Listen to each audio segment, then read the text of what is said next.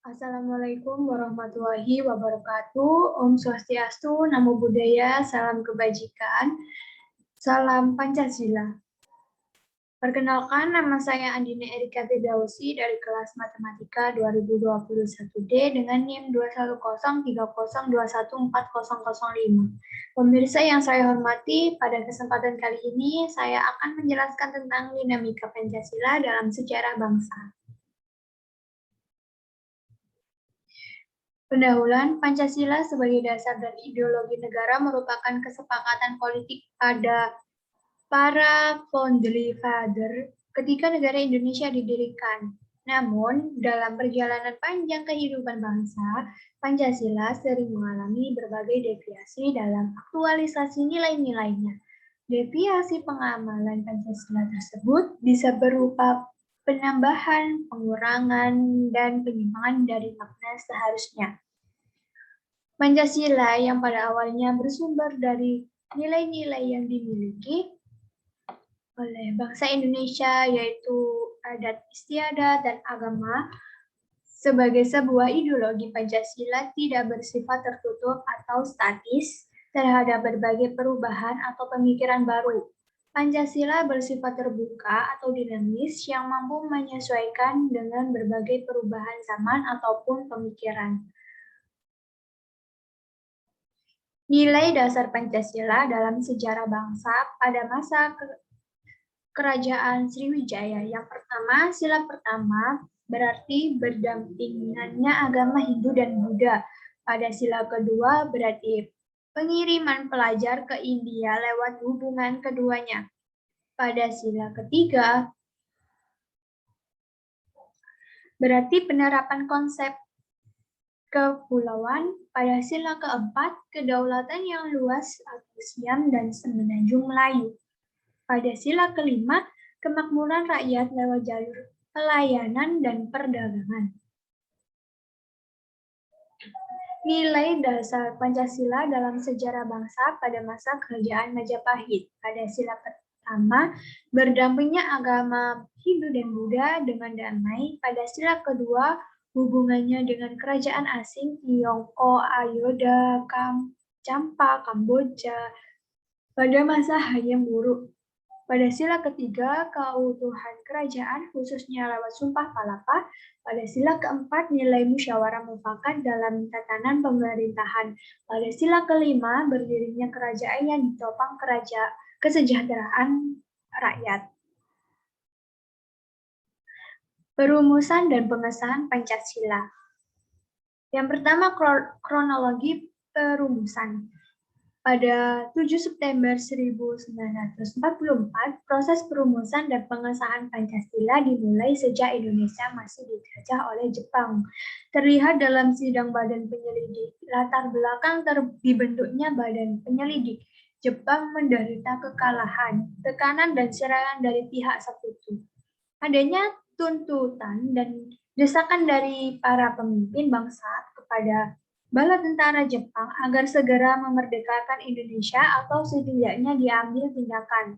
Pada tanggal 7 September itu pula Jepang mengeluarkan janji kemerdekaan Indonesia di kemudian hari yang direncanakan pada tanggal 24 Agustus 1945. Pembentukan BPUPKI. Pengumuman janji kemerdekaan oleh Perdana Menteri Kaiso pada tanggal 7 September 1944 yang berbunyi The Japanese Empire hereby announce the future independence of all Indonesia people. Artinya kekaisaran Jepang dengan ini mengumumkan kemerdekaan pada masa yang akan datang bagi segenap bangsa Indonesia. Menyusul kekalahan dari sekutu Kaisar Jepang Tenno Haika pada tanggal 29 April 1945 berjanji memberi hadiah kepada Indonesia, yaitu kemerdekaan tanpa syarat. Janji ini disampaikan seminggu sebelum pemerintah Jepang menyerah dengan maklumat Bunseikan atau pembesar tertinggi sipil pemerintah militer Jepang di Jawa hingga Madura nomor 23. Dengan maklumat Gunsekan tanggal 29 April 1945, secara resmi dibentuk suatu badan penyelidik usaha-usaha persiapan kemerdekaan Indonesia atau BPUPKI, dalam bahasa Jepang disebut Dokuritsu Zumbi Chosakai. Pada tanggal 20 April 1945, Gubernur Pemerintah Bala Tentara Jepang di Jawa atau Gunsekan membentuk Dokuritsu Zumbi Chosakai atau Badan Penyelidik Usaha-Usaha Persiapan Kemerdekaan atau BPUPKI. Tugasnya menyelidiki segala sesuatu mengenai persiapan kemerdekaan Indonesia. Tanggal 29 Mei 1945, BPUPKI dilantik oleh Gunsekan yang diketuai oleh Dr. Rajiman Widjodiningrat. Pada 29 Mei sampai dengan 1 Juni 1945, sidang 1 BPUPKI tanggal 29 Mei sampai dengan 1 Juni 1945 mempersiapkan rancangan dasar negara Indonesia Merdeka. Profesor Mr. Muhammad Yamin mengajukan unsur yang berjudul Asas Dasar Negara Kebangsaan Republik Indonesia yang terdiri dari peri kebangsaan, peri kemanusiaan, peri ketuhanan, peri kerakyatan, dan kesejahteraan rakyat. Dan terdapat tokoh-tokoh lain yang turut andil dalam menyumbangkan ide seperti Dr. Mr. R. Supomo, P.F. Dahlan, Dr. Andes Muhammad Hatta. Proses perumasan Pancasila pada tanggal 29 Mei hingga 1 Juni 1945. Pidato Muhammad Yamin tanggal 29 Mei 1945 merumuskan asas. Yang pertama, peri kebangsaan, yang kedua, peri kemanusiaan, yang ketiga, peri ketuhanan, yang keempat, peri kerakyatan, permusyawaratan perwakilan kebijaksanaan, yang kelima, kesejahteraan rakyat atau keadilan sosial. Pidato Supomo tanggal 31 Mei 1945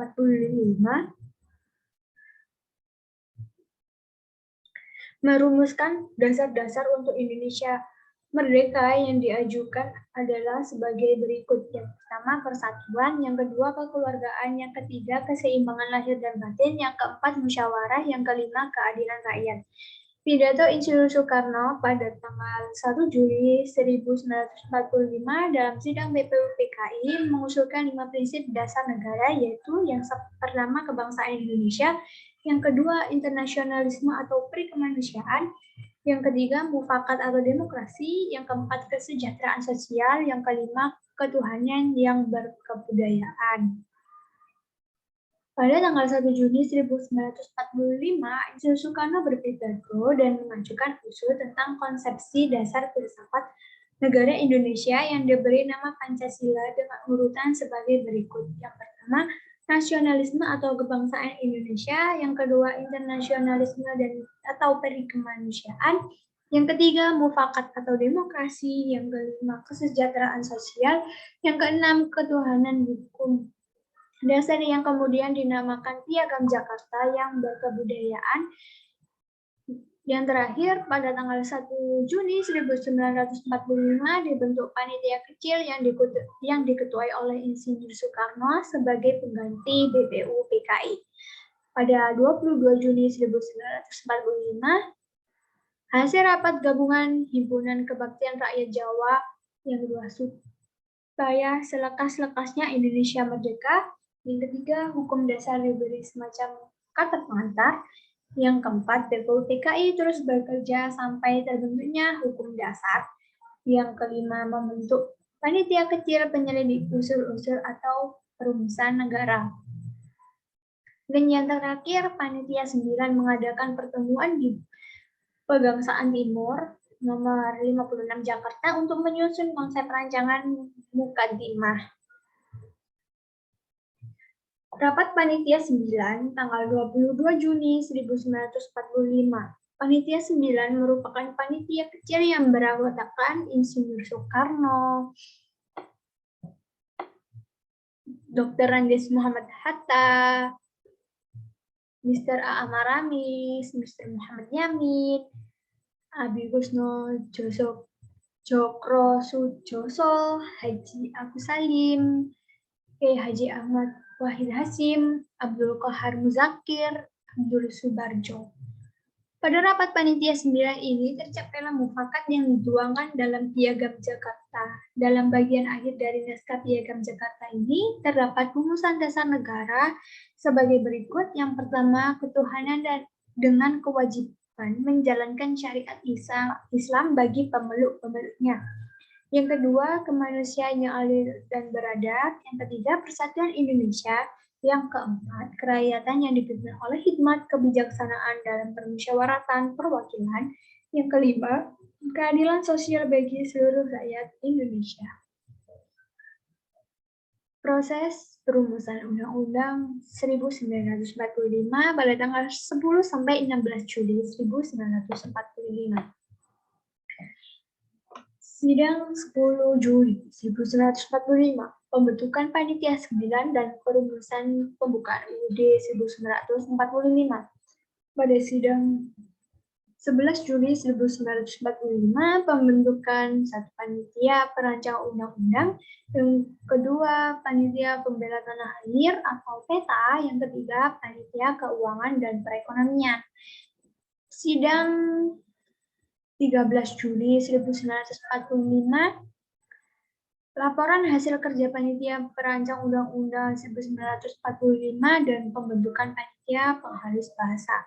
Pada sidang 14 Juli 1945 menghasilkan sidang pleno Badan Penyelidik. Hasil rapatnya sebagai berikut: pernyataan Indonesia Merdeka, pembukaan UUD, dan UUD Batang Tubuh. Sidang 15 Juli 1945 menghasilkan laporan dari Ketua Panitia Perancang Undang-Undang. Sidang 16 Juli 1945, Perancang Undang-Undang 1945 diterima dengan bulat oleh Sidang Badan Penyelidik. Pada tanggal 10 sampai dengan 16 Juli 1945, Insinyur Soekarno selaku Ketua Panitia memberikan laporan. Telah diusulkan 32 macam usulan atau 9 kelompok usul dari 40 anggota. Tanggal 22 Juni 1945 diputuskan pembentukan Panitia Kecil atau Panitia 9. Telah berhasil membentuk konsep rancangan Preambul Hukum Dasar atau Piagam Jakarta. Pada tanggal 11 Juli 1945, Panitia Perancang Hukum Dasar, dan pada hari itu juga Panitia Perancang Hukum Dasar telah memutuskan membentuk Panitia Perancang atau Deklarasi of Human Rights. Segenap anggota setuju unitarisme. Isi preambul bukan hanya sekedar kata-kata. Negara dipimpin oleh satu orang. Tanggal 13 Juli 1945, Panitia Kecil Perancang Hukum Dasar berhasil menghimpun usulan penting. Pada tanggal 14 Juli, pukul 3 sampai pukul 6, sidang mendengarkan laporan hasil kerja Panitia Perancang Hukum Dasar. Pada tanggal 15 dan 16 Juli 1945, Insinyur Soekarno menyampaikan konsep rancangan hukum dasar, beserta penjelasannya dan usul Dr. Andes Muhammad Hatta tentang hak-hak asasi manusia. Tanggal 16 Juli 1945 menyetujui dan menerima rancangan hukum dasar yang diajukan oleh Panitia Perancang Hukum Dasar. Dengan ditutupnya sidang BPUPKI yang kedua, maka tugas BPUPKI dianggap selesai, kemudian dibubarkan untuk melanjutkan tugas BPUPKI, maka dibentuklah PPKI. Pada tanggal 9 Agustus 1945, PPKI dibentuk tanggal tersebut dan dibentuk oleh Jepang, tetapi bukan alat pemerintahan Jepang, sebab PPKI bekerja sesudah Jepang tidak berkuasa lagi. PPKI bekerja atas dasar keyakinan, pemikiran, dan cara sendiri untuk mencapai kemerdekaan Indonesia merdeka. PPKI merupakan suatu badan perwujudan atau perwakilan rakyat Indonesia. Pada tanggal 17 Agustus 1945, Proklamasi Kemerdekaan Indonesia. Pada tanggal 18 Agustus 1945 pukul 11.30 dimulai sidang pleno pembahas naskah rancangan hukum dasar dan pengesahan Undang-Undang Dasar. Proses pengesahan Pancasila. Pembentukan PKI melalui 3 cap oleh Jenderal Terauchi, yaitu 1. Insinyur Soekarno diangkat sebagai Ketua PPKI, Muhammad Hatta sebagai Wakil Ketua, dan Rajiman sebagai anggota. Kedua, panitia persiapan boleh mulai bekerja pada tanggal 9 Agustus. Nomor 3, cepat atau tidaknya pekerjaan panitia diserahkan sepenuhnya ke panitia. Dalam hakikat, yang pertama, titik kulminasi sejarah perjuangan bangsa Indonesia yang mengalami penindasan. Yang kedua, pada hakikatnya pemberitahuan bahwa telah merdeka dan berdaulat. Yang ketiga, proklamasi dilakukan dalam situasi darurat sesingkat tergesa. Yang keempat, proklamasi kemerdekaan merupakan keputusan dan pernyataan bersama untuk penghapusan tata hukum kolonial menjadi tata hukum nasional Indonesia. Yang kelima, proklamasi menjadi dasar mutu mental dan cita-cita. Dinamika Pancasila. Pancasila adalah ideologi dasar bangsa dan negara Indonesia. Pancasila terdiri dari 2 kata, yaitu panca, 5, dan sila, prinsip atau asas. Sila ke-1 sampai 5 saling berkaitan. Yang pertama, secara garis besar, ideologi dapat dikelompokkan menjadi 2 macam, yaitu ideologi tertutup, yang artinya ideologi yang rinci dalam bentuk yang ortodoks dan konservatif. Yang kedua, ideologi terbuka, menjalankan aktivitas di segala bidang yang bersifat terbuka, luas, dan fleksibel, dan harus mampu mengikuti perkembangan zaman tanpa mengubah nilai dasarnya. Dengan adanya Undang-Undang Dasar Negara Republik Indonesia tahun 1945, seringkali ada generalisasi berpendapat bahwa Pancasila tidak penting. Padahal, lahirnya UUD 1945 awalnya adalah amanat dari Pancasila. Bhinneka Tunggal Ika dapat diwadahi melalui Pancasila. Pengalaman dari Pancasila pasti bisa terlihat jelas dari perbuatan setiap orang. Namun, dalam realitas realnya, maraknya penyimpangan nilai-nilai Pancasila seperti degradasi moral remaja, adanya KKN, kemiskinan, dan trouble di sektor masyarakat lainnya yang menunjukkan kurangnya pemahaman nilai penting seorang terhadap Pancasila.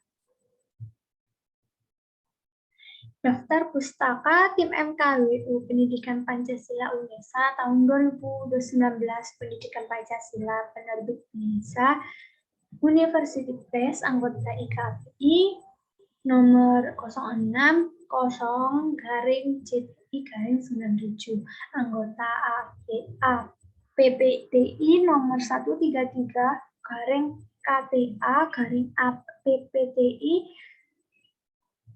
2015 Kampus Ketintang, Unesa Ketintang, Gedung C15 Surabaya, telepon 031 dan sebagainya. Dilansir dari halaman 1 sampai 291. Demikian presentasi dari saya. Apabila ada salah kata, saya mohon maaf. Wassalamualaikum warahmatullahi wabarakatuh.